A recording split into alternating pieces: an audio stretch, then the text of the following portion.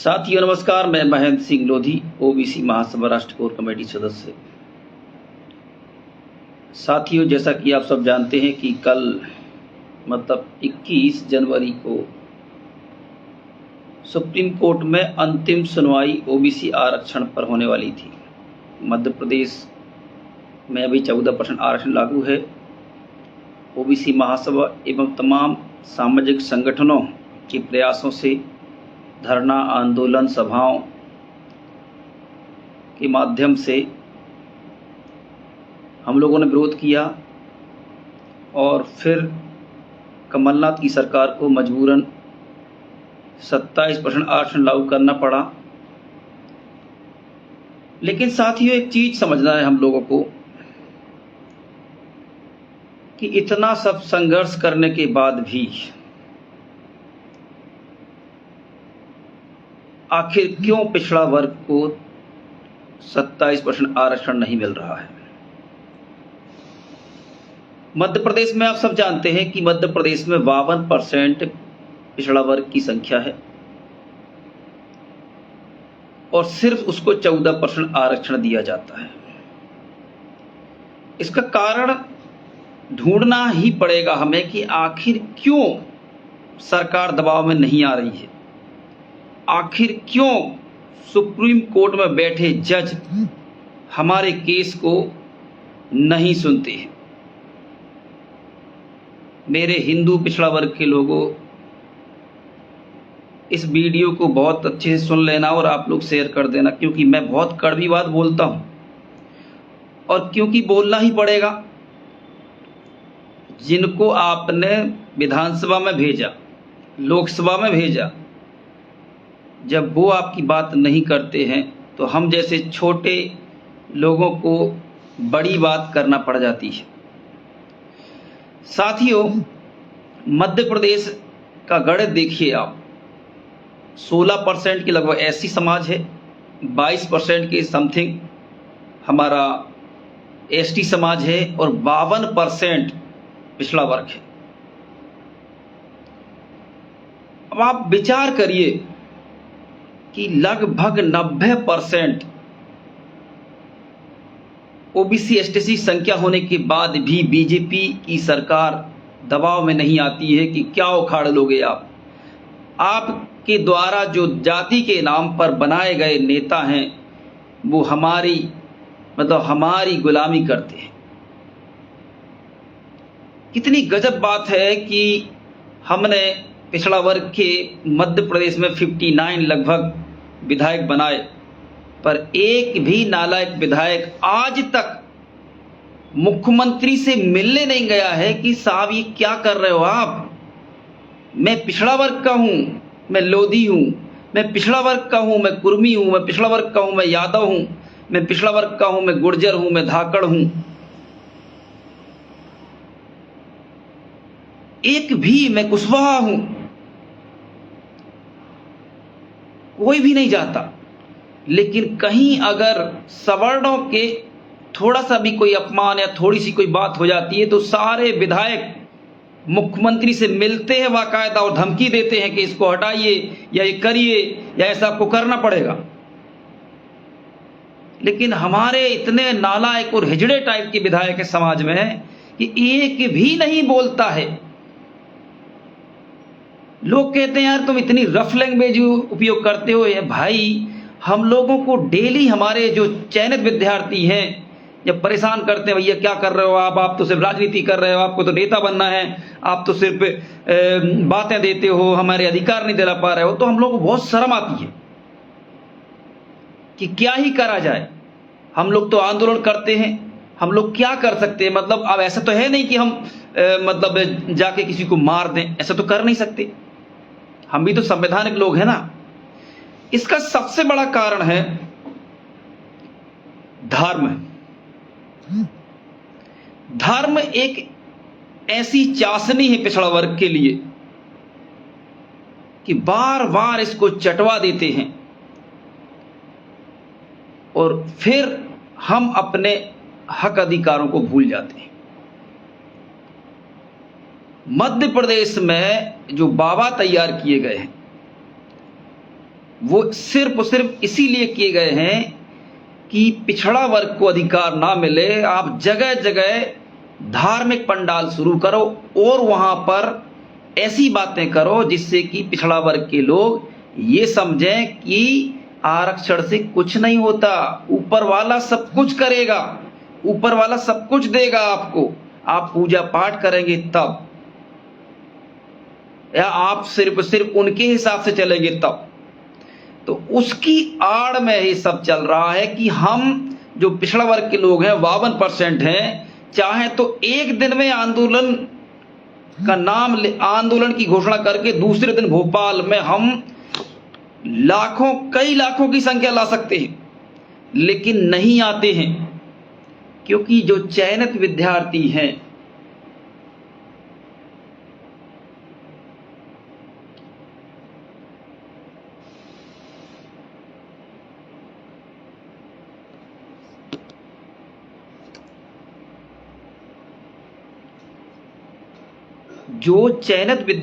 हैं वो बीजेपी से जुड़े हुए हैं, उन्हीं के माता पिता आरएसएस से जुड़े हुए हैं,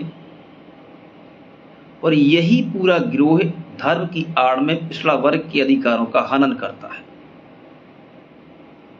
आप खुद सोचिए कितनी हियरिंग आ चुकी है, अंतिम सुनवाई, अंतिम सुनवाई, अंतिम सुनवाई, मतलब हर समय अंतिम सुनवाई आती रहती है, लेकिन कभी वो अंतिम दिन नहीं आ पा रहा है कि जिस दिन ओबीसी के हक अधिकार मिल जाए। उसका कारण है सिर्फ तुम्हारा धार्मिक गुलामी करना, और वो बड़े ही प्लान के साथ आपके सामने परोसा जाता है। अगर मैं आपको बता दूं कि आपके हक अधिकारों का विरोध कौन करता है, मैं शुद्ध रूप से बता देता हूं तो आप लोगों को बड़ा बुरा लगता है। ब्राह्मण को नहीं लगता, क्योंकि उसको पता है कि वो वाकई सही बता रहा है महेंद्र सिंह लोधी। पूरा कार्यक्रम हुआ भोपाल में संयुक्त मोर्चा का, आपने देखा होगा, उसमें ओबीसी एसटीसी के सभी संगठन थे, ओबीसी महासभा, भीम आर्मी, जेएस, अजाक्स, अपाक्स सब थी। सबने जो भी बोला, मैंने क्या बोला आपको मैं बता देता हूं। मैंने ये बोला, थोड़े कड़े शब्दों में बोला, पर मैंने बोला है जो बता रहा हूं मैं आपको। मैंने बोला कि भाई पिछड़ा वर्ग का विरोधी कौन है। अब देखो, विरोधी अगर कोई है तो तथ्यात्मक तौर पे बताना पड़ेगा ना आपको। तथ्यात्मक तौर पे ये है कि जितनी भी हाई कोर्ट में याचिका लगी हुई है, हाई कोर्ट में जितनी भी याचिका लगी हुई है, वो सारी की सारी ब्राह्मण समाज ने लगाई हुई है। तो आपका हक अधिकारों का विरोधी कौन हो गया? ब्राह्मण समाज। अब ब्राह्मण समाज के बारे में समझ लो। पिछड़ा वर्ग ब्राह्मण समाज को इतना पूजता है कि लोग तो उनके पांव पड़ने के लिए धोती खोल देते हैं। मैं सही बताऊं, लोग तो अपनी माता बहनों को आगे कर देते हैं उनके पैर छूने के लिए। जिन माता बहनों को बाहर नहीं निकालते घर से, जिन माता बहनों का चेहरा कभी कोई घर वाला नहीं देख पाता है, उन माता बहनों को उनके पैर छूने के लिए बोल देते हैं। बशर्ते इतनी और बड़ी गुलामी बता दूं कि हमारे 80 साल तक के बुजुर्ग, 90-90, 100 साल के लोग उनके पैर छूते हैं। कितनी खतरनाक मानसिक गुलामी सोचो। और हम पूजा उनसे कराते हैं, उनसे सारे नेंग जो कराते हैं, उसका पैसा बहुत ज्यादा देते हैं हम। मान लो, मैं बता दे रहा हूं, जैसे मान लो किसी की शादी हुई। अब शादी हुई तो उसको मान लो दहेज वहेज जो भी चलता है, आप जानते हैं, दहेज में मान लो उसको 20 लाख रुपए मिला, दिया। वैसे दहेज का समर्थक नहीं, पर हम बता रहे हैं तुम्हें उदाहरण के तौर पे। तो 20 लाख वाली शादी अगर हुई है तो वो कम से कम 50,000 रुपए ले जाएगा उस शादी से, नेग जोग करवा के। सोचो आप। और हमारे लोग इतने मानसिक गुलाम होते हैं कि वो दे भी देते हैं। तो हम उनको सम्मान देते हैं, ब्राह्मण को, वो ओबीसी का आरक्षण का विरोध करते हैं। हम उनका पैर छूते हैं, वो ओबीसी के आरक्षण का विरोध करते हैं। हम उनको सम्मान देते हैं, हर प्रकार से उनको ऊंचा रखने का काम करते हैं। इसके बाद भी वो हमारे ओबीसी आरक्षण का विरोध करते हैं। बशर्ते हम उनको खाना सीधा गेहूं, चावल, नमक, आटा से लेके हर चीज देते हैं, इसके बाद भी वो ओबीसी आरक्षण का विरोध करते हैं। बताओ करते हैं कि नहीं करते? आप लोग कमेंट में बताइए। और यही बात मैंने मंच से बोली। दूसरी बात मैंने क्या बोली? मैंने बोला कि आरएसएस जो है वो ओबीसी के आरक्षण का बहुत ज्यादा विरोधी है। आजकल तो आप जानती हैं गांव गांव लोग वो उनकी वो शालाएं क्या बोलते हैं, शाखाएं खुल गई हैं, गांव गांव शाखाएं खुल गई हैं, लेकिन किसी भी शाखा में पिछड़ा वर्ग के हक अधिकारों की कोई बात नहीं। जबकि वो हिंदू हिंदू मुस्लिम की आड़ में जाति जनगणना नहीं होने देते, ओबीसी आरक्षण लागू नहीं होने देते, और तो और जो पिछड़ा वर्ग की थोड़ी बहुसंख्यक समाज हैं उनके खिलाफ अति पिछड़ा बोले तो मतलब रजक समाज को, विश्वकर्मा समाज को, सेन समाज को, नामदेव समाज को, घोषी समाज को, इनको हमारे अपोज में खड़ा करते हैं कि देखो वहां तो लोधी विधायक बन गया, तुम क्या कर रहे हो। लेकिन वहीं अगर किसी ब्राह्मण को टिकट मिल जाए तो इस प्रकार का कोई माहौल नहीं बनता। अगर किसी कहीं कुशवाहा को टिकट मिल जाए तो आरएसएस ये माहौल बनाता है कि देखो भैया विश्वकर्मा, क्या हुआ तुम्हारा, तुम्हें तो टिकट ही नहीं मिलता। देखो नामदेव जी, घोषी जी, मतलब सेन जी, ताम्रकार जी, सोनी जी, तुम्हारी तो कोई मतलब ही नहीं यहाँ पे। लेकिन उसी जगह अगर किसी ब्राह्मण को मिल जाए टिकट तो पता भी नहीं चलता, और उसको मिल जाए टिकट तो क्या बोलते हैं। अगर लोधी को मिल गया तो देखो लोधी को मिला है, अगर ब्राह्मण को मिल जाए तो हिंदू हृदय सम्राट को मिला है। मैं वो कारण बता रहा हूं आपको जिससे ओबीसी आरक्षण लागू नहीं हो पा रहा है। वो कारण बता रहा हूं मैं आपको कि आप सोचो, विचार करो कि जिनको आप पूजते हैं, जिनको सम्मान देते हैं, जिनको तुम घर में घुसेड़ते हो, जिनको तुम मतलब उन माता बहनों को कभी जो अपने घर में हम खुद नहीं देख पाते हैं, मतलब अगर आप जेठ हो तो उन माता बहनों को वो पंडित लोग जाते हैं और पूजा पाठ के नाम पे उनको देख के जाते हैं, उनसे आप पैर छुआते हो उनको। मैं रोकने की बात नहीं कर रहा हूं, लेकिन मैं बात ये कर रहा हूं कि भाई ये मानसिक गुलामी के कारण उनको लगता है ये तो गुलाम है, ये तो हमारे हिसाब से चलते हैं, इनकी तो कोई अपनी विचारधारा है नहीं, ये क्या आंदोलन कर पाएंगे। और ये बात सत्य है कि हमारी सारी महिलाएं पाखंड में व्यस्त हैं। कभी पति को ऐसा ना हो जाए इसलिए पूजा कर रही हैं, कभी लड़का को ऐसा ना हो जाए तो इसलिए पूजा कर रही है, कभी बिटिया ना हो जाए लड़के की जगह तो इसलिए पूजा करती हैं, मुझे तो लड़का ही चाहिए है इसलिए पूजा करती हैं।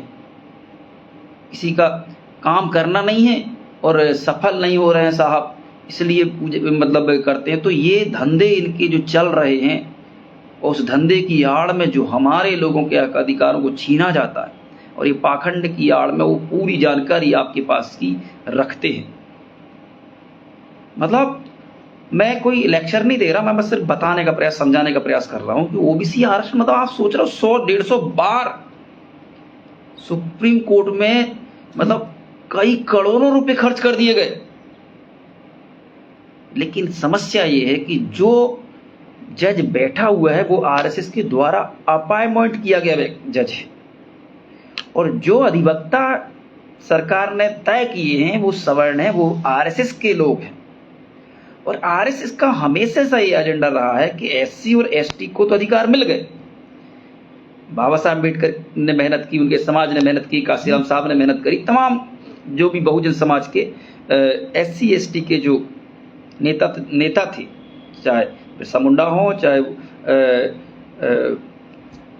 एक और बहुत ही बड़े, मैं नाम भूल रहा हूं उनका, तो वो थे जिन्होंने सदन में इन चीजों को लागू करवाया। तो वो एससी और एसटी को अधिकार मिल गए, उनको पता है कि इनको रोक नहीं सकते, आप रोक सकते हैं पिछड़ा वर्ग को अधिकारों से, और वो लगातार पिछड़ा वर्ग को रोकने का प्रयास कर रहा है। कैसे? तुम्हारे घरों में 5 दिन की पूजा पाठ करवा देंगे, बदलना कुछ नहीं है तुम्हारा। अगर बदलता होता पूजा पाठ से तो साहब ये बताइए 13% होल्ड तो कब का हट गया होता। अगर पूजा पाठ से बदलना होता, अधिकार मिलना होता आपको, तो आपके बच्चों की अभी तक स्कॉलरशिप बढ़ा दी जाती या आपके बच्चों को मिलने लगती। अगर पूजा पाठ से अधिकार मिलते होते तो जो चयनित विद्यार्थी लगभग 30,000 जिनकी संख्या है मध्य प्रदेश के अंदर, उनको अभी तक ज्वाइनिंग मिल गई होती। पूजा पाठ एक श्रद्धा का मामला है, आप अपनी आत्मिक चीजों को करते होंगे, कर सकते हैं, मुझे कोई दिक्कत नहीं है, ठीक है ना। सब अपने स्तर पे अपनी पूजा करते हैं, चाहे कोई भी हो, चाहे मैं हूं, चाहे कोई भी हो। किसे पूजना है, किसे नहीं पूजना है, ये आपको स्वयं तय करने जिस दिन लगोगे आप, किसे मानना है, किसे नहीं मानना है। तो ये पाखंडियों की ये जो पूरी हुई जो चल रहा है पूरे देश के अंदर, सिर्फ वो सब खत्म हो जाएगा। इस बात को बहुत ही क्लियर चीजों में समझ लीजिए। मध्य प्रदेश में ओबीसी आरक्षण जो है वो इसलिए रोका जा रहा है क्योंकि हमारे विधायक गुलाम हैं, हमारा समाज मानसिक रूप से गुलाम है, हम लोगों को खुद को विश्वास नहीं है अपने ऊपर, हमको जो वो बताते हैं उस पर हम विश्वास करते हैं।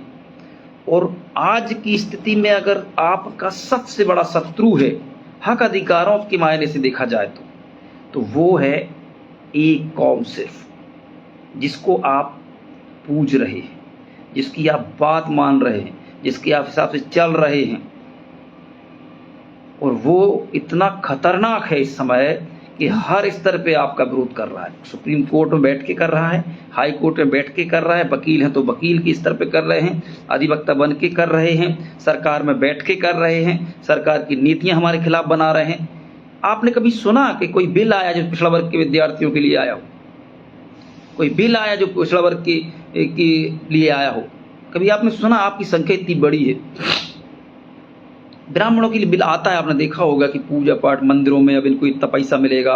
अरे आप सोचो, मंदिर में बैठे हुए ब्राह्मणों को कितना सारा हम लोग संपत्ति लगा दिए, हम लोग मंदिर बना दिए, और वही वो पूजा भी करवा रहे हैं, उनके पांव भी छू रहे हैं, इसके बाद वो पिछड़ा वर्ग के हक अधिकारों का विरोध कर रहे हैं, बिल्कुल दमदारी से करते हैं। और कहते हैं कि साहब आप लोग तो होशियार हो ही नहीं।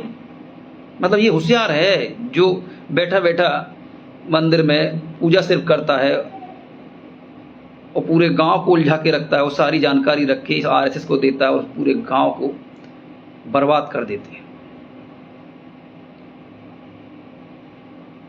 मतलब हम खेती करें तो हम मेहनत नहीं है। आप सोचो हमारी कौम जो है कितनी, कि चाहे बड़ई हो वो मेहनत करता है, नाई मेहनत करता है, नामदेव मेहनत करता है, सोनी ताम्रकार से लेके हर कौम मेहनत करती है। क्या करते हैं? ये षड्यंत्र करते हैं और पिछड़ा वर्ग के हक अधिकारों का विरोध करते हैं। और अभी के स्तर पे आप देख लें तो वोट तो सबने दिया है ना, सबको, तो सवर्ण एक भी पिछड़ा वर्ग का समर्थक नहीं होता।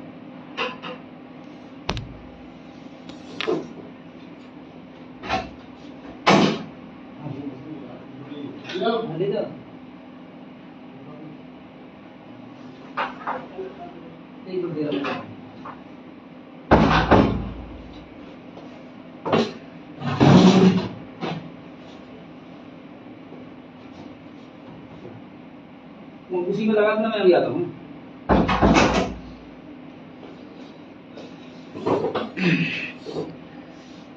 तो इस बात को आपको समझना पड़ेगा कि ओबीसी आरक्षण जो है वो इसलिए रुका हुआ है कि तुम गुलाम हो ब्राह्मणवाद के, तुम गुलाम हो पाखंड के। तुमको अगर बताया जाए कि तुम्हारा कौन विरोध कर रहा है, इसके बाद भी आपको कोई फर्क नहीं पड़ता, क्योंकि आप गांव में रहते हैं, आपको लगता है कि बहुत अच्छा है, बढ़िया है, सुबह शाम मिलते हैं, जयराम जी होती है आपकी, और आपको लगता है कि ये सब बढ़िया चल रहा है।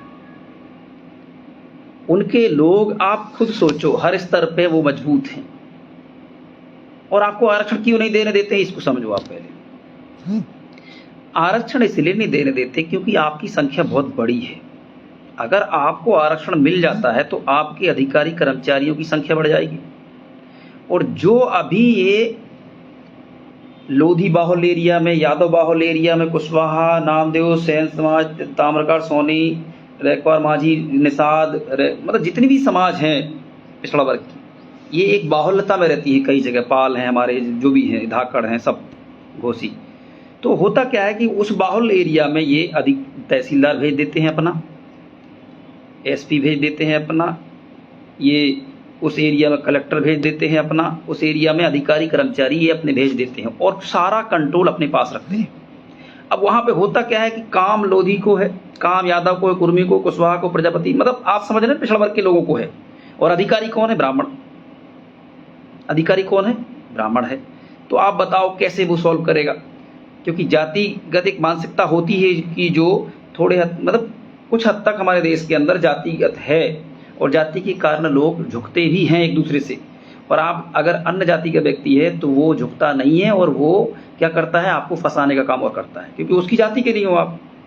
और उसके पास पहले से भी कुछ कैडर करे लोग होते हैं, ये जितने भी अधिकारी होते हैं इनके सवर्ण ब्राह्मण क्या करते हैं? कैडर करे ऐसे होते हैं कि उनको पता ही है कि भैया तुम्हें इसलिए ही भेजा गया है लोधी बाहुल एरिया में कि इनको उलझाना है, इनकी जमीनें बिक जाए, इनको लड़ाओ झगड़ाओ, इनको मतलब आप इनकी सुलझाना नहीं है। अपने स्तर पर ये कभी नहीं सुलझाती कि आप थाने आए हो भाई साहब, आप लोधी हो, आप भी लोधी हो, अच्छा तो क्यों लड़ रहे हो आप, क्या मामला है? तो सुलझाने का नहीं करते। एक को वकील पकड़ा देंगे ब्राह्मण, एक को वकील एक ब्राह्मण पकड़ा देंगे और बीच में ये भी पैसा ले लेगा, हम करते हैं और दोनों के केस लड़ेंगे ब्राह्मण। एक एकड़ की इस बिकेगी, एक एकड़ इसकी बिकेगी और इसको इस पुलिस वालों को भी पैसा मिलेगा, तहसीलदार, मतलब हर स्तर पे, चाहे पटवारी का मामला हो, चाहे जिस प्रकार के मामले हैं, उन सारे मामलों में आपको कभी भी मतलब सोचो सुलझाया नहीं जाता है। और इसलिए अगर आरक्षण लागू हो गया तो यादव बाहुल्य में यादव अधिकारी जाएगा तो कम से कम उनके हितों की रक्षा तो करेगा। और पिछड़ा वर्ग का है और हम एक वर्ग में आते हैं तो हम अपने वर्ग की तो रक्षा करेंगे।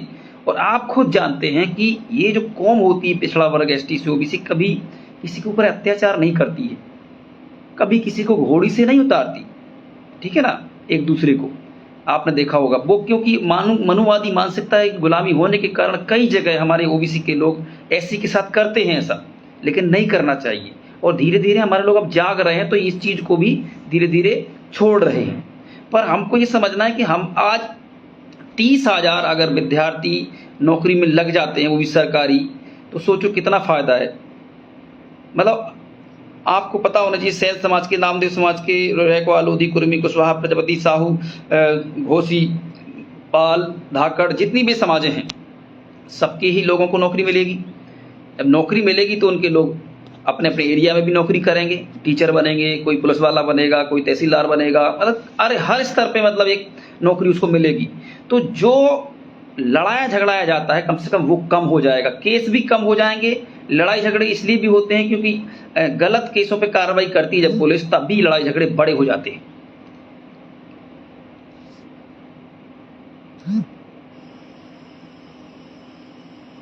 अब जैसे हर्ष महाराज का कहना है कि कब तक आरक्षण की बात करते रहोगे भाई, कभी तो योग्यता की बात करो। मैं योग्यता की बात कर लेता हूं, आपको सुनना पड़ेगा लेकिन थोड़ा, है ना, ऐसा नहीं कि आप छोड़ के मत चले जाना। देखो योग्यता की बात में ऐसा है हर्ष भाई कि योग्यता आप लोगों को पता होना चाहिए कि क्या होती है। आपकी योग्यता, आपको लगता है कि आप में इतनी योग्यता है कि आप खुद की टट्टी साफ नहीं कर सकते थे आज के 2 साल पहले, आपकी इतनी योग्यता थी, ठीक है ना। आपने कभी झाड़ू नहीं लगाई, आपकी ये योग्यता, आपको लगता है कि तुम्हारी ये योग्यता है। जो अपनी खुद की टट्टी साफ ना कर सकें, जो झाड़ू ना लगा सके, जिनको मकान नहीं बना सकते, जो खुद, जो रोड नहीं बना सकते जो खुद, ठीक है ना, और जो खेती नहीं कर सकते खुद, पहले की स्थिति पे अभी थोड़ा सा देखा रहा है, लेकिन पहले नहीं कर सकते थे आप। अब आपको योग्यता और बताता हूँ। जब गुरुकुल जो होता है ना, विद्यालय, वहाँ पर जब एसटी एससी ओबीसी के लोगों को पढ़ने ही नहीं दोगे तो उनको योग्यता कहाँ से आएगी। और अगर आप वाकई समझदार व्यक्ति हैं तो एक बार अध्ययन कर लेना कि ये 1813 के पहले ओबीसी एसटी एससी के कोई व्यक्ति पढ़े लिखे नहीं थे। वो कोई एक आध जिले में एक आध व्यक्ति पढ़ गया, वो एक बहुत अलग बात है, ठीक है ना। लेकिन अगर सच्चे तौर पे देखा जाए तो आज भी गुरुकुल में ओबीसी के लोगों को नहीं पढ़ने दिया जाता। तो आप लोग योग्यता की बात करते हो और योग्यता को छीनने का भी काम करते हो। जैसे एकलव्य ने कैसे भी करके शिक्षा प्राप्त कर ली धनुष विद्या की, तो आपने उसका अंगूठा काट लिया। तो आप योग्यता की बात तो करो ही मत, क्योंकि हमें मत पता है आज की योग्यता तुम्हारी क्या है कि झाड़ू का पूरा काम या सफाई का काम किसका है। ऐसे मतलब हमारे जो जो भी लोग करते हैं, एससी के लोग करते हैं, है ना, ओबीसी के लोग करते हैं, तमाम और जातियां भी कर रही हैं, लेकिन बता रहे हैं आपको। तो आप खुद सोचो कि वहां पे आप ठेकेदार आप हो, लेकिन झाड़ू उनसे लगवा रहे हो, तो ये आपकी योग्यता है। आप षड्यंत्र करते हो, योग्यता नहीं है आप लोगों में, आपने गुरुकुल में पढ़ने नहीं दिया। बताओ कितने लोग पढ़े हैं गुरुकुल में, आप बता सकते हो तो? मुझे लगता है वो भाई चला गया शायद, हर्ष महाराज क्या नाम था उसका, उसको मैं बता रहा था, वो कह रहा था योग्यता की कब बात करोगे। अच्छा एक चीज बताओ, आप योग्य हो तो अपनी बाप की संपत्ति में हिस्सा नहीं लेते हो क्या? बताओ मुझे, अगर आप योग्य हैं तो बाप की संपत्ति में हिस्सा नहीं लेते हो? देश जो है सबका है, देश में सबका योगदान है, तो संख्या के अनुपात में सबकी हिस्सेदारी होना चाहिए। हम हक की बात कर रहे हैं, तुम्हारा छीन नहीं रहे, तुम छीन के बैठे हो, इसलिए हम लोग परेशान है, देश परेशान है पूरा। तो योग्यता की बात मत करो। योग्यता में तो ऐसा है कि आप हम लोगों को योग्यता की बात करते हो। तुम लकड़ी एक काट नहीं सकते हो, खेत जोत नहीं सकते हो तुम, है ना, तुम ईंट गारा बना नहीं सकते हो, तुम लकड़ी पत्थर का कोई आइटम बना नहीं सकते, तुम कर ही नहीं सकते कुछ यार, तुम्हारे में कोई योग्यता नहीं है, तुम षड्यंत्रकारी हो। तुम धर्म के नाम पे हमारे लोगों को गुमराह करते हो, पाखंड के नाम पे हमारे लोगों को गुमराह करते हो, और ये ज्यादा दिन चलने वाला नहीं है, ये लगभग 10-15 साल में सब खत्म होने वाला है तुम्हारा। पिछड़ा वर्ग बहुत बड़ी ताकत के साथ आ रहा है, जाग रहा है और अपने अधिकार मांग रहा है। निश्चित तौर पे आपको खदेड़ के रख देगा, आपकी गलत विचारधारा को। हम तो सिंपल सी बात करते हैं कि क्या दिक्कत है आपको हिंदू पिछड़ा वर्ग के अधिकार मिल जाए तो? क्या दिक्कत है आपको? जनगणना क्यों नहीं होने देते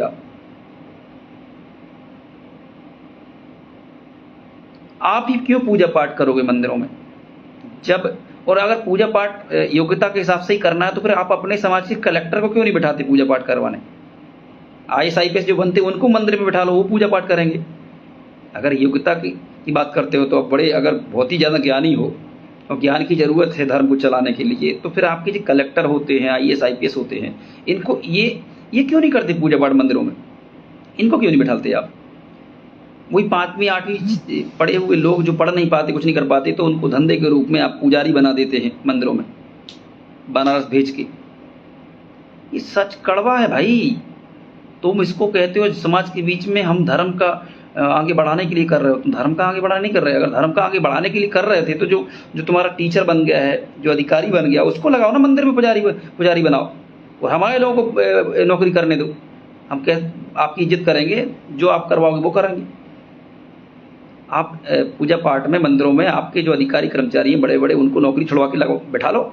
अगर धर्म इतना प्यारा है आपको तो क्यों नहीं बिठाते आप?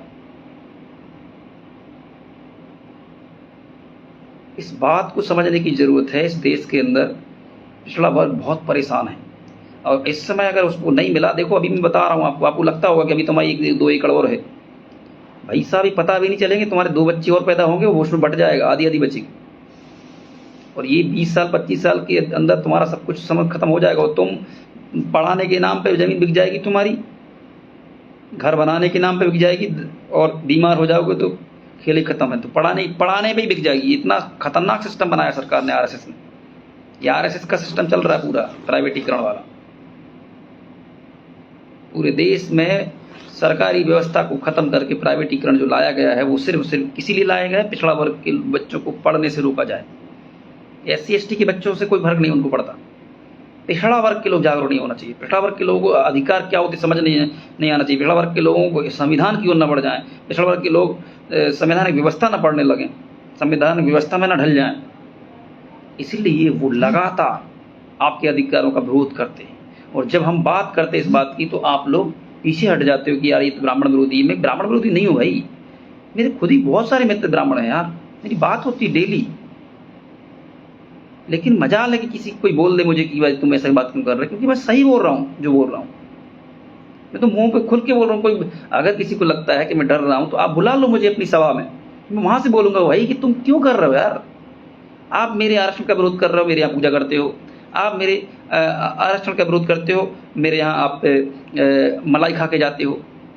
आप आरक्षण का विरोध कर रहे हो, हमारे द्वारा बनाए गए मंदिर में आप पूजा करते हो, वहाँ सम्मान प्राप्त करते हो, वहाँ खाना खाते हो, वहाँ जमीन लगी हुई है तो उसका ऐसा आराम कर रहे हो। कुछ तो समझो यार। मेरे पिछड़ा वर्ग के लोगों में ये चीज़ जो कर रहा हूँ ना, ये मैं ब्राह्मणों को बताने के लिए नहीं कर रहा, उन्हें तो मालूम है ये सब। मैं अपने पिछड़ा वर्ग के लोगों को बताने के लिए कह रहा हूँ भाई, समझ जाओ आप लोग अपने दिमाग से निकाल दो भाई, उनको शुद्ध बोलो। तुम मित्र हो मेरे यार, तो अपनी समाज से बोलो यार कि यार याचिका हटाए। क्या दिक्कत है क्या ना भाई, तुम्हारी संख्या 3% ले लो यार, हम कोई रोक रहे, 4 ले लो। लेकिन जो हमारे अधिकार, आपको शर्म आना चाहिए। पता है आप लोग जितने पिछड़ा वर्ग के लोग हैं, क्यों आप विरोध नहीं करते? 76.9% प्रथम एवं द्वितीय श्रेणी नौकरी में सवर्ण हैं, उसमें से भी 60% ब्राह्मण। कभी आपको लगता नहीं कि यार ये क्या चल रहा है यार, बताओ हमारे लोग क्यों नहीं अधिकारी बनते? क्योंकि ये षड्यंत्र से घुसे हुए हैं, कैसे भी करके अधिकारी बने हुए हैं। अनपढ़ गवारों को भी बना दिया कि बाहरी फेल को पास करके अंदर सब डिग्रियां बन जाती, सब कुछ हो गया, वो अधिकारी बने हुए घूम रहे हैं। अगर एक सर्वे हो जाए ना इस देश का, तो आपको सवर्ण जो है, हम कह रहे हैं कि स्कूल तक पता नहीं होगा कि ये स्कूल बना भी है कि नहीं, उनमें पढ़े लिखे लोग नौकरी कर रहे हैं। सिर्फ इसलिए क्योंकि हम लोग जागरूक नहीं है, हमको धर्म पाखंड में थोप रखा है।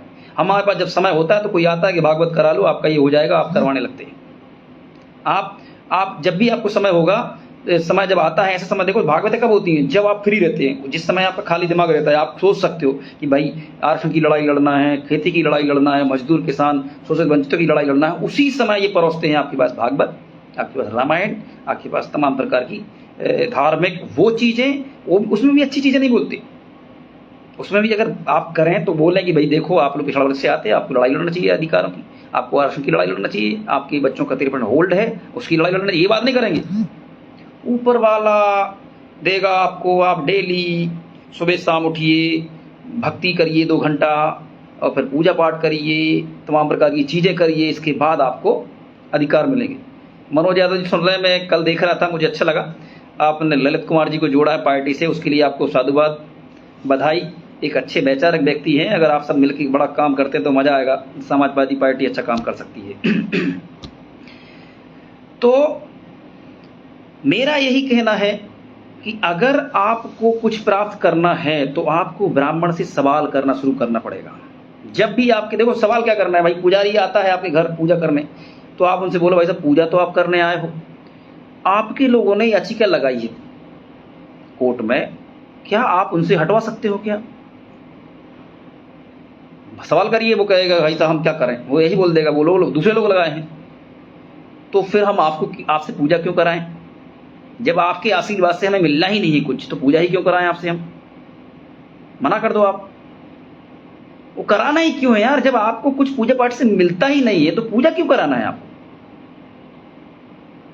भाई कौन सी सिद्धि प्राप्त करना, मरने के बाद क्या होना है तुमको क्या पता है?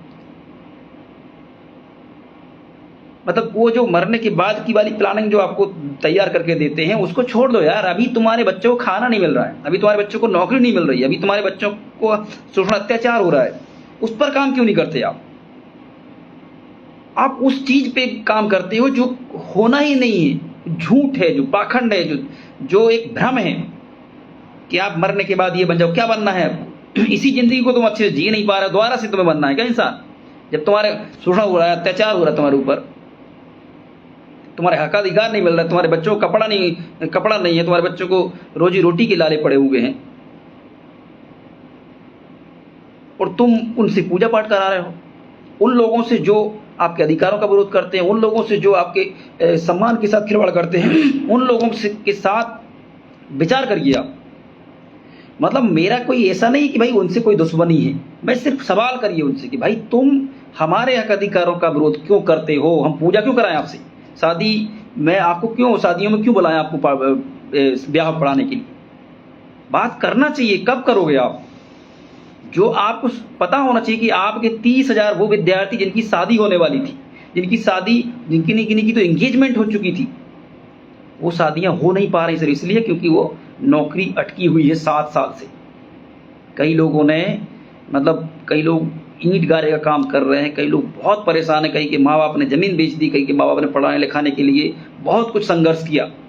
और सोचो आप, ऐसा नहीं कि मतलब सवर्णों से ज़्यादा अंक लेके आए हैं वो, जो जितने भी नौकरी निकली है उनके जो कट ऑफ है सामान्य के बराबर कट ऑफ है हमारे लगा, और कई में तो ज़्यादा हैं। इसके बाद भी वो विद्यार्थी बैठे हुए हैं चयनित होकर जिनके नंबर ज़्यादा हैं सवर्णों से, ब्राह्मणों से, और हमारे लोग उस बात को समझ नहीं पा रहे। हमारे लोगों को ये धूर्त पाखंडी बीजेपी के जितने ये प्रवक्ता हैं, बाबा जी अंधाचार्य है, एक जो ये ठटरी या बंदे, तमाम प्रकार के ये जो बीजेपी ने आरएसएस ने तैयार करके भेजे हैं आपके बीच, जब ये महिलाओं का विरोध करते हैं, जब महिलाओं के लिए गलत बोलते हैं, कोई बोलता है ये खाली प्लॉट अगर मांग नहीं भरे हैं तो मतलब आपकी 20-22 साल की बच्ची अगर उसकी शादी अभी आपने नहीं करी क्योंकि वो पढ़ लिख रही है तो खाली प्लॉट है, ठीक है ना। कितना बेशर्म टाइप के लोग हैं इसको सुनने जाते हैं लोग, इससे नीच प्रवृत्ति के लोग को सुनने जाते हैं। फिर कहते हैं कि स्तन अगर धरती से टिक जाए तो धरती डगमगा जाती है, इसको भी सुनते हैं लोग। मतलब आप इतनी धार्मिकता के मत से इतने गुलाम हो चुके हैं कि आप पहली बात तो आप जब भी इनकी पंडालों में जाते हैं आपका दिमाग शून्य कर देते हैं। दुनिया कुछ भी नहीं है, ईश्वर सब कुछ करता है। ऐसा करते नहीं करते, आप शून्य हो जाते हो कुछ समय बाद। ऐसा वो एक आडंबर तैयार करते हैं, आप शून्य हो जाते हो, अपना सोचना बंद कर देते हो। फिर वो देता है, फिर उसमें जो चाहे कहता है उसको ताली बजाते हो। वंडरफुल वाइफ का उच्चारण आपने सुना होगा, वंडरफुल इंस्ट्रूमेंट बोला है। आप सोचो ऐसे लोगों को धर्म के नाम पे जयकारे लगाया जा रहा है उनके, वो खुद को जगत गुरु बोल रहे हैं। साहब आप लोग सोचिए कि मैं जगत गुरु हूं। जगत गुरु क्या होता है? भारत एक सिंगल जगत है क्या? भारत एक छोटी सी वो है, दुनिया बहुत बड़ी है। जगत का मतलब क्या होता है? संसार होता है, संसार का गुरु। मतलब आप उसको सुन भी रहे हैं और आप इतने पाखंड, इतने दिमाग से गुलाम हैं कि उस बात को चला भी रहे हैं। जगत गुरु शंकराचार्य। और आप सोचो कि वो खुद भी लड़ रहे हैं एक दूसरे से। अभी आपने देखा होगा एक शंकराचार्य को जाने ही नहीं दिया, और उसका फिर कह दिया इसका प्रमाण ही पत्र ही नहीं है, ये है ही नहीं शंकराचार्य। मतलब इस देश के अंदर में तो सोचने वाली बात है। मुझे ये समझ नहीं आता है कि क्या कर रहे हो आप लोग, क्या जिंदगी जी रहे हो आप लोग। डेली उठ के जाते हो और फिर वो सिंचाई करके आते हो, घर चले जाते हो। अरे आप सोचो कि आपका शोषण हो रहा है भाई। आपके हक अधिकारों को जो बड़ी बड़ी हाँकने वाले, बड़ी बड़ी बातें देने वाले नेता जो होते हैं, सड़कों पे जो जाते हैं, उनसे सवाल करो और उनसे भी कहो कि हमारे मुद्दे शामिल करो भाई। पिछड़ा वर्ग को धर्म के नाम पर ब्राह्मणों ने गुलाम बना के रखा है, क्लियर है। आपके 13% होल्ड का अगर कोई विरोधी है तो ब्राह्मण समाज के लोग हैं। क्यों हैं? क्योंकि वो याचिका ब्राह्मण समाज के लोग लगा के बैठे हैं कि आपको अधिकार ना मिले, तभी तो आप पंडाल में जाओगे उनको सुनने। आप टीचर बन जाओगे तो आप तो पढ़ाओगे, और आपके बच्चे भी नहीं जाएंगे, आपके बच्चे पढ़ेंगे। फिर आप उस पंडाल छोड़ दोगे। जितने पढ़े लिखे लोग हैं वो नहीं जाते हैं भाई। आप देख लो, जाएंगे तो एक दिन जाएंगे, 7 दिन नहीं जाएंगे। जो अनपढ़, कम पढ़ा लिखा है वो 7 दिन जाता है, क्योंकि उसको लगता है कि ये जो पढ़े लिखे लोग हैं इनको ऊपर वाली की कृपा हो गई है, इसलिए उसको मिल गया है, हमको भी कृपा हो जाए। वो कृपा अब नहीं होने वाली, आपकी कृपा नहीं आने वाली। ये सब झूठ पाखंड है। सोचो ये एरोप्लेन से घूम रहे हैं, आपको चमत्कार, आप समझ, चमत्कार की पूजा करना चाहिए। मोबाइल जो है, आप देखो हम आपसे कनेक्टेड हैं, ये चमत्कार है कि नहीं है? बताओ, इसकी पूजा होना चाहिए। आप एरोप्लेन से घूम रहे हो, वो चमत्कार है, लेकिन तुम उस चमत्कार को मान रहे हो जो न दिखता है ना जो कुछ होता है।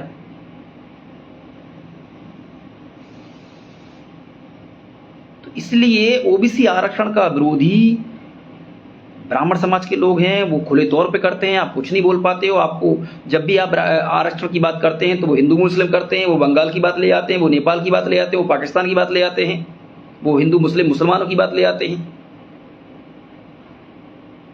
जिस देश में सारे हिंदू नेता हों, सब कुछ हिंदुओं के पास हो, इसके बाद भी वो हिंदू मुस्लिम करते हैं। डर आपको खतरा मुस्लिम से बताते हैं, लेकिन सच बात यह है कि मुस्लिम जो है सुबह है ही, लेकिन हमारे लिए कौन है? हमारे लिए कोई मुस्लिम मान गया है क्या आजकल लगाने कोर्ट में? क्या कोई मुसलमान ने बोला कि आरक्षण नहीं मिलना चाहिए ओबीसी वर्ग को? अगर मुसलमानों से लड़ने की बात आएगी तो देख लेंगे ना भाई, बाद में, पहले अधिकार तो ले लो अपने। लेकिन तुम पहले से ही मुसलमान से लड़ रहे हो, वो लड़ ही नहीं रहा तुमसे, तुम्हें तो लड़ाया जा रहा है उनसे। और इस बात को हमारे लोग नहीं समझते हैं, ना समझना चाहते हैं। मेरे को बार बार फोन लगा लगा कि भैया मेरा नहीं मिल रहा, आप ये करो वो करो। कितने बार आंदोलन करें? बार बार आंदोलन करते हैं, सब कुछ करते हैं। तुम्हारे लोग जितने भी चयनित विद्यार्थी हैं, इनके सबके लोग बीजेपी से जुड़े हुए हैं, आरएसएस से जुड़े हुए लोग, ये सब आरएसएस से जुड़े हुए लोग हैं। इनसे बोलो आंदोलन में आओ तो एक भी नहीं आता। इनके माता पिता नहीं आते, इनके भाई नहीं आते। सब इनके भाई नहीं होंगे, भतीजे नहीं होंगे क्या? क्या इनके रिश्तेदार माता पिता नहीं होंगे क्या? आंदोलन करने जाते हैं, ओबीसी महासभा के लोग पहुंच जाते हैं, डंडे खाएंगे, लठ खाएंगे, बुराई बनाएंगे। इसके बाद ये इनको नौकरी मिल जाती है, पूछते भी नहीं कभी। जिनको नौकरी मिली हमारे आंदोलन के कारण, आज तक उन्होंने कभी फोन नहीं लगाया। बुरा लगता होगा लोगों को, लेकिन मुझे पता है कि क्या करते हैं। हम तो लड़ रहे हैं, हम तो लड़ ही रहे हैं। आपको अधिकार मिलना चाहिए। आज हियरिंग है, आज फिर हियरिंग है, और ये बार बार हियरिंग बढ़ा रहे हैं। और उससे इसलिए क्योंकि हम विरोध नहीं करते हैं, हम इनको जूते मारने का काम नहीं कर पा रहे हैं, जो हमारे समाज के दलाल हैं। भाई देखो, आप अगर आपके अधिकार नहीं मिल रहे हैं तो संवैधानिक तौर पे अब आपको खड़ा होना पड़ेगा इनके खिलाफ। अगर आप इसको अपमान ही करवाना चाहते तो अपमान को भी करना पड़ेगा, क्योंकि तभी सम्मान आपको मिलेगा। पिछड़ा वर्ग के जो विधायक हैं, सांसद हैं, ये इतने गुलाम है बीजेपी के कि इनको शर्म नहीं आती कि अगर 30,000 विद्यार्थी, मेरे कहने की, अगर मान लो अपना डेलीगेशन पिछड़ा वर्ग का, ये विधायक हैं और सांसदों का, अगर सांसदों का प्रधानमंत्री को मिले और विधायकों का कहाँ मिले, मुख्यमंत्री को, तो एक दिन में लागू हो जाए मध्य प्रदेश में ओबीसी आरक्षण। लेकिन कितने इतने बेशर्म है ये कि इनको कोई मतलब नहीं। इनको थाने से पैसा आ ही रहा है, दारू के ठेकों से पैसा आ ही रहा है, जंगल कट रहा है उससे पैसा आ ही रहा है, इनका रेत से पैसा आ ही रहा है, नदियां खाए जा रही है, और बड़े बड़े पहाड़ों को काट के पत्थर पूरा बेच के इनका पैसा बन रहा है। इनको कोई मतलब नहीं। इनको इनके विदेशों में देखो, इनके सबके जितने बड़े नेता, सबके विदेशों में फार्म हाउस है, सबके विदेशों में सब कुछ चल रहा है। तुम्हारे को सिर्फ इस देश के अंदर हिंदू मुस्लिम में थोपा जा रहा है, और यही उन मुस्लिम कंट्री में जाके बिजनेस कर रहे हैं जिन मुस्लिम लोगों को बार बार यहां मत पूरे भारत में कोसते हैं। पर पता नहीं क्यों समझ में नहीं आ रहा हमारे लोगों को। आप आरएसएस को नहीं समझ पा रहे हो। आरएसएस क्या करता है इसको समझें मेरे भाई। आरएसएस को आप समझो। आरएसएस का उद्देश्य हिंदू मुस्लिम करके पिछड़ा वर्ग के हक अधिकारों का विरोध करना है, इसके अलावा कुछ नहीं उसका काम इस देश के अंदर। वो आरएसएस जो एक दिन में 10% आरक्षण, ईडब्ल्यूएस आरक्षण, आर्थिक आधार पर सवर्णों को लागू कर देता है, जिन्होंने एक आंदोलन नहीं किया किसी ने। और हमारा देखो आप, हम यहाँ 60% है और 14% मिल रहा, अभी तक नहीं बढ़ा पाए। देश के अंदर हमारी 65% संख्या है, सिर्फ 27 मिल रहा है। कोई डेलीगेशन नहीं मिलता, कुछ किसी को मतलब नहीं है। इतने नालायक तौर के तो मैं तो देखो, मैं तो चाहता हूं कि आप उलझो मेरे से। अब ब्राह्मणों को भी मैं खूब बोल रहा हूं, भाई आप उलझ जाओ। मैं अब खुल के आना चाहता हूं आपके सामने कि भाई तुम कहते हो कि भाई आशीर्वाद दे रहे हो, तुम काय का आशीर्वाद? क्या करना उस आशीर्वाद का जब हमारे बच्चे को नौकरी नहीं लग रही? सिर्फ इस कारण कि तुम्हारे विरोध, तुम कोर्ट में स्टे लगाए हुए, कोर्ट में तुम याचिका लगाते हो, कोर्ट में तुम्हारा जज बैठा हुआ है, कोर्ट में वकील तुम्हारे लगे हुए हैं, उस चारों तरफ से वो बार बार रोक देते हैं। 100 से ज्यादा बार हियरिंग हो चुकी है, अभी तक हमारे लोगों को अधिकार नहीं मिला। अब फिर क्या होता है, लोग जैसे जैसे मूवमेंट बढ़ता है क्या करते हैं, कुछ नया एजेंडा ले आते हैं। कभी अनिल मिश्रा को ले आएंगे, कभी तमाम प्रकार के पता नहीं क्या एजेंडे लेके आते हैं। ये गलत एजेंडे मत लेके आओ। एजेंडा ओबीसी के हक अधिकारों का रहना चाहिए। मध्य प्रदेश में ओबीसी महासभा ने ओबीसी की जाति जनगणना को लेके, ओबीसी आरक्षण को लेके और पूरे देश के अंदर ये माहौल बनाया है। लेकिन इस माहौल को कमजोर करने के लिए कुछ लोग अपनी पब्लिसिटी के चक्कर में अनिल मिश्रा को लेके आते हैं। कुछ लोग ये पाखंडियों को मतलब भी कुछ ऐसी चीजें कहते हैं ताकि वो पब्लिक में बने रहें, और हमारा मुद्दा फिर दब जाता है। बार बार मैं कहता हूं कि मुद्दा कुछ भी उठाओ आप, लेकिन ओबीसी का आरक्षण का मुद्दा प्रथम होना चाहिए।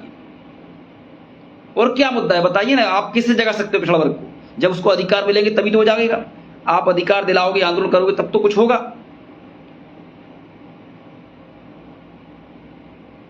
वो तो बात की बात है, अदानी की, सबकी, वो तो मैं क्लियर बता देता हूँ। मीडिया में 97% सवर्ण ब्राह्मणवादी लोग बैठे हुए हैं। सुन लो, मैं बता दे रहा हूँ। 95% जो तुम्हारा प्राइवेट सेक्टर है, 95% में ये लोग ब्राह्मण लोग बैठे हुए हैं, मतलब सवर्ण लगभग। और सवर्णों को तो सिर्फ उनको आधे जो बनिया ठाकुर हैं उनका भी तो कुछ भी नहीं है ज़्यादा। इसके बाद जो मीडिया हो गया, इसके बाद जज जो हैं, सुन लो अच्छे से, आप लोगों को बहुत, मतलब आप लोगों के लिए क्या बात कर रहे हैं यार महेंद्र भाई। 99% जज जो सुप्रीम कोर्ट में है वो ब्राह्मण समाज से हैं, 99 या 98% मान लो। अब इस देश में आप रह रहे हो और मीडिया में 95%, 97% लगभग, क्योंकि ये पूरे आंकड़े हैं, मतलब हम लोग जो इकट्ठे करते हैं वो उसकी बता रहे हैं आपको। और कार्यपालिका में ये लोग 76.9% बैठे हुए हैं। अब आप सोचो कैसे इनसे जीत सकते हो आप। हर जगह इनका कब्जा है, हर दफ्तर में इनका कब्जा है। आप कुछ भी करवाओ, आप कुछ नहीं होना है। आप सिर्फ राशन बनवाते रहो, है ना, आप सिर्फ वो कुटीर की एक घर बनवाते रहो और वो पर्ची बनवा लो एक राशन की, क्या इतना ही तो काम है आपका, और क्या है। लेकिन होता क्या है इस देश के अंदर, वो सोचो। इस देश की जमीनों को 1 रुपया में दिया जा रहा है, लाखों करोड़ों की जमीनों को 1-1 रुपये में अदानी को मिल जा रही है, और तुमको पट्टा नहीं मिल रहा है इस देश के अंदर अपना घर बनाने के लिए। तो हमारे लोगों को जागरूक करो, खासकर पिछड़ा वर्ग को जगाओ। हमारे आसपास बैठे हुए साहू समाज को बोलो, कुशवाहा समाज को बोलो, सबको बोलो। धन्यवाद। जय ओबीसी, जय संविधान, जय जवान, जय किसान, जय भारत। आप लोगों ने सुना, इस वीडियो को जरूर आप शेयर करें और लोगों को बताएं, वीडियो सुनाएं, घर पे बैठ के बच्चों को भी सुनाएं। धन्यवाद। जय ओबीसी, जय संविधान, जय अवंती, जय भीम, जय फूले, जय बिरसा, इंकलाब जिंदाबाद। धन्यवाद।